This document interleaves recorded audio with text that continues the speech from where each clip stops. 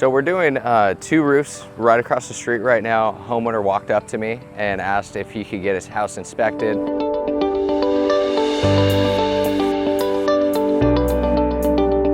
So the first thing I like to do is I like to check all the soffits, see if there's any damage. This is obviously a portion that's been quote unquote repaired before, so that whole piece of fascia up until at least this point would be cut out, replaced as well. Same thing with that piece, at least past where their little repair has happened before.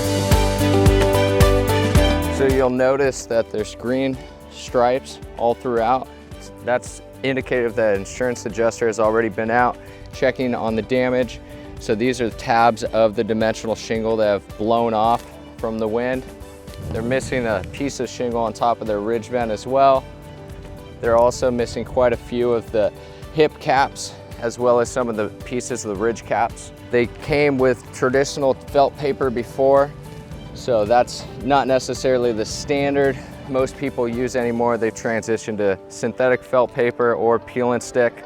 Our company, our standard's only peel and stick. One thing to check that often's missed after a storm is the actual vent pipe broken? The boot may still be there, but the pipe inside might be broken or disconnected. The main thing is, anytime that any damage like this, it's not rated for having direct sunlight underneath the base sheet. It should have that second layer. It can degranulate quicker. It can expose nail heads like are present here. So it's something that should be addressed immediately. Given the age of the roof, the amount of damage, there's no repair as being an option. Anytime that you get a roof that's 18 years old, like this client stated, what can happen is the shingles themselves get really brittle and they can crack just like that. So a new shingle won't crack like that. A new shingle will bend and bend and bend, and it won't just break off like that. I'm gonna suggest a full roof replacement on this.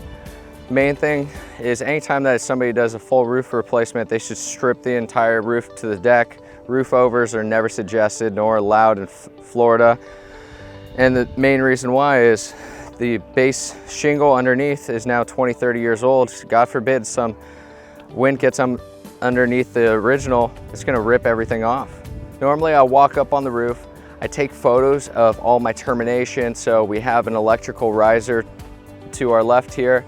We have vent pipes.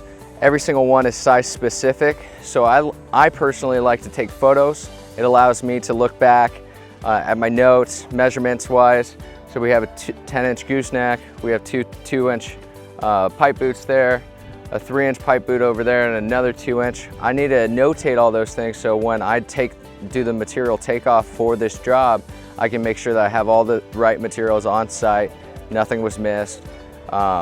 We normally do aerial measurements for our material takeoff, so it'll give us all of our hips, our ridges. Those are separate. It's also going to give us what the fields of the faces are, so we can order all of our materials for the project. So now I've finished up my estimate, so what I like to do is I like to kind of go back to my truck, write up an estimate based off the square footage, based off of the intricacies of the job, whether it be pipe boots and everything. Write that all out so it's ready to go. Then at that point, I try to sit down with the client and say, hey, this is what I found. This is what I think would look best, would work best for your situation. Give them the options, explain the difference of products. GAF was very kind to provide us with a actual kind of briefcase that has all of the different materials. So I get to normally show them, okay, you have traditional felt paper. Here's the reason why. And I like to rip a piece off. I show them the synthetic underlayment and I put it in their hand saying, this is the difference between the materials. I give them peel and stick underlayment, and then I show the difference of colors and shingle boards and that typical stuff as well.